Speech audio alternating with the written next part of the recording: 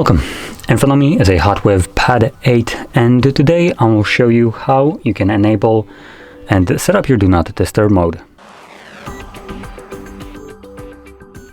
So to get started, we're gonna navigate into our notifications by swiping down from the top of the screen. This will display toggles on our left side. Now we're looking for the Do Not Disturb toggle, which for me it is visible right over here.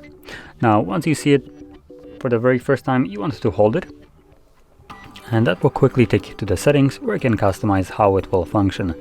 So you can select, for instance, who can call you, message you, what applications will be able to bypass this, select alarms and other interruptions, along with fully automatic schedule, and one option which I'll focus a little bit more on, which is the duration for quick settings. I personally like to set it for a specific amount of time, make it like 4 hours.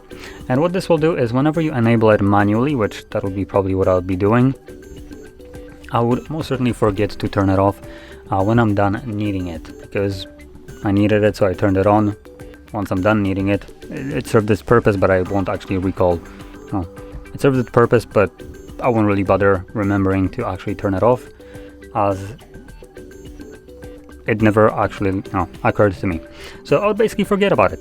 And this option would let me set it up so after, for instance, 4 hours, which I would consider to be like the sweet spot of time, it would automatically turn off. Obviously you can set the timer to whatever you want. I personally would want to select it to something that covers the time that I would probably need it for, plus a little bit extra.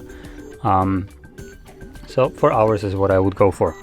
Now you can set it up for something like ask every time, which will bring up these two options every time you tap on the toggle, but personally I prefer this.